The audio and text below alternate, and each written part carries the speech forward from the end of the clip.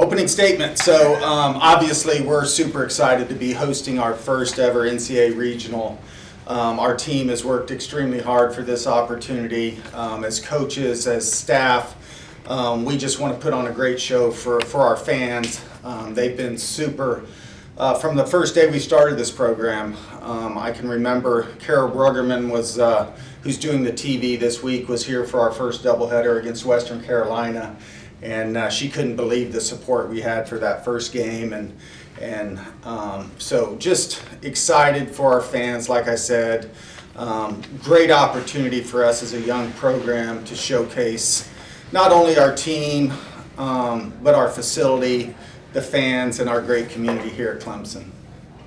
Do you or can you scoreboard watch that Stillwater Regional at all, or is it just we're going to stay focused right here? Yeah, I think the biggest thing you can do, I mean, obviously you look at scores every night and see who won and who lost, but we're really focused on the task at hand. And you know, in postseason, when you get that number next to your name as a 1 seed, you know, you start thinking about the 2, 3 seeds. But we got to really concentrate on UNC Wilmington. It's a very good team, good pitching staff. They're here for a reason. They won their conference tournament, and which means they're playing really well right now. So that's our main objective, is to really take a close look at them. And so our main objective is UNC Wilmington. Seems like temperatures are always pretty good this time of year until you get to a regional and it gets hot. Does that change anything at all? The ball flies a little bit better? Yeah, you know, our ballpark, usually if the the wind's blowing in from the south, it blows in our facility, you know, so it's going to take a shot to get out if the wind's blowing in. But certainly the temperatures, you know, we remember last May when we were down in Alabama, the temperatures were in the 90s, and that's what you get this time of year. So, you know, obviously athletic training staff, everybody's paying attention to staying hydrated.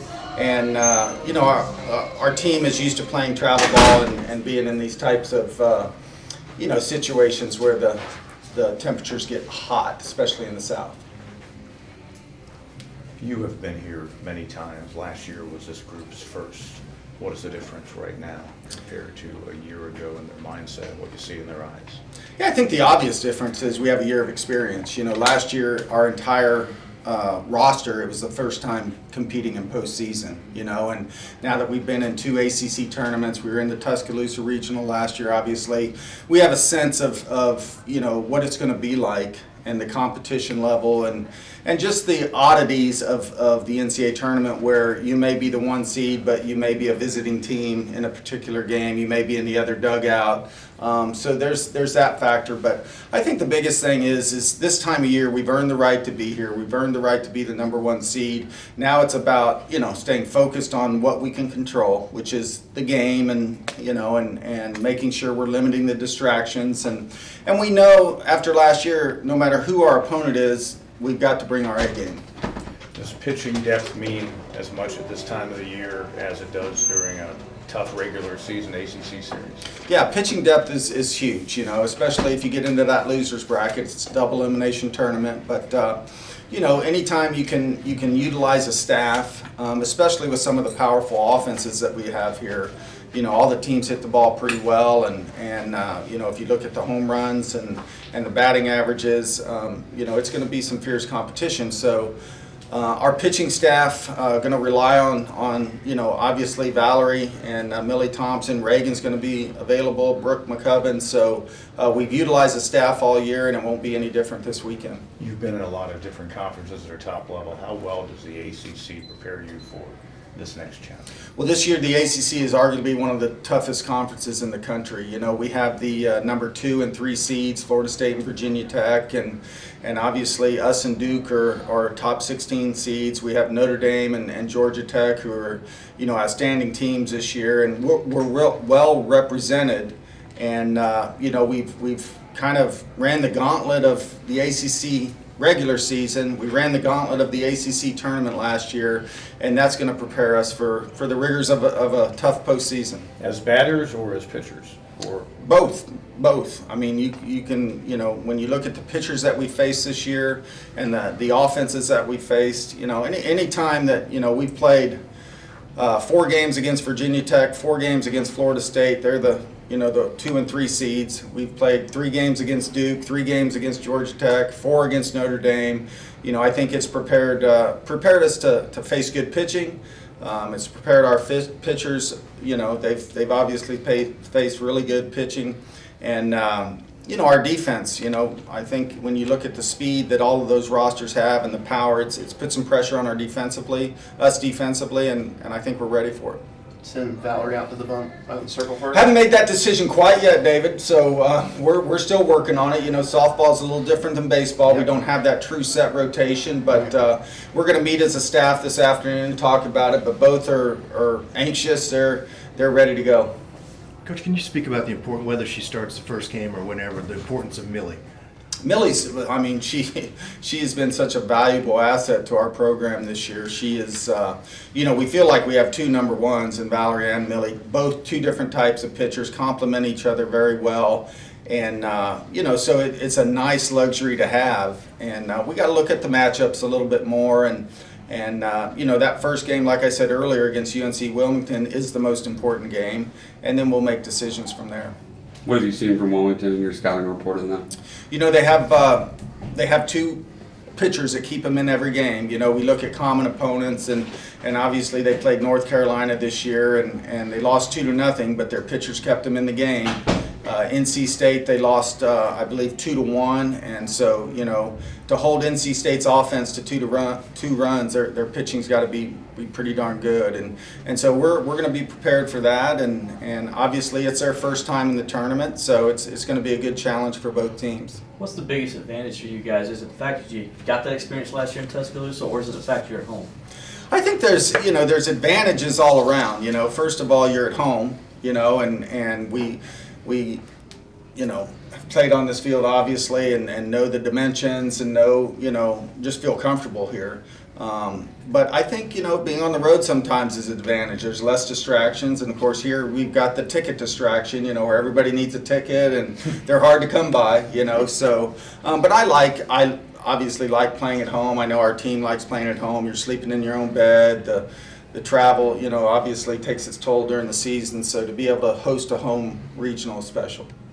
I wanted to ask you about Sam Russ. What do you remember about her recruitment? Why was she someone that you were immediately interested in? And did you know about her dad? And did you? I did not. I did not know about her dad. It's a situation with the transfer portal. Names get on the portal, and you start doing research. And obviously, one of our IPTE members, Bob Mahoney, had talked about Sam was going to be on the transfer portal, and so we obviously there was a connection there. And, we have an MBA program, and that's what Sam wanted to study in her master's degree. And a terrific player, because we played against her, here last year, and we knew, what she was capable of. She's fast, she can steal bases, she can hit for power, hit for average, and cover a lot of ground in the outfield. So it's a great fit for our program, and luckily she chose to come to Clemson to work on her master's and play that extra year. Do you expect? Sorry. Yeah, I think her dad was the first baseball team to host a regional here at Clemson in '80, and she's the first in softball. I mean, how cool is it to see one of those legacies? That's pretty cool. I didn't know that until I was reading Tim Britt's tweet, and he mentioned that. So that's an interesting little nugget, and something that family can be proud of as a part of Clemson history. But anytime you have, your dad play at a school, and then his daughter gets to play there, there's going to be a lot of special memories for that family for a long time. Do you expect the portal to continue to be a valuable resource for you going forward in recruiting? And have you had players reach out to you both from the portal and from recruits reaching out, just from the success and excitement that you've generated from this program? Definitely the success that we have had here has helped in recruiting. Obviously, when you have a first-class facility, you have success, you have a great university to recruit to like Clemson. There's a lot of things that a recruit could look at us for, and certainly, in this day and age, you have to use the transfer portal. It's just a sign of the times, and certainly we look at it, and we're right now focused on finishing the season, but recruiting starts here really quick.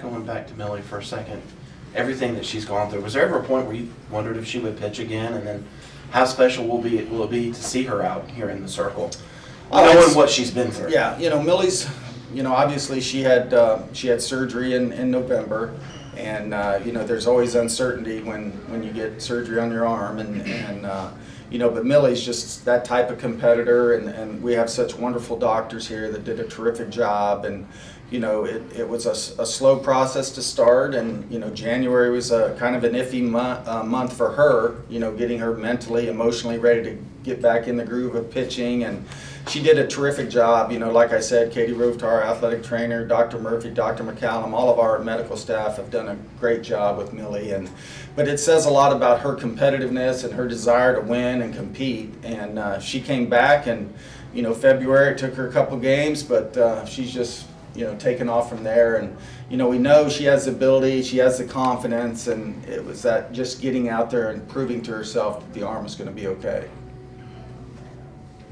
Coach, I know y'all have played both international roles and as far as extra innings go and placing the runner on second. We've also played without that. I'm assuming in the NCAA tournament they're using the international rule as far as that goes? No, sir. They are Okay. not using international tiebreaker. That's a rule that we use in preseason play to help with travel, to get games in, and I know Major League Baseball has utilized it, and it's a great rule, but not when everything's on the line.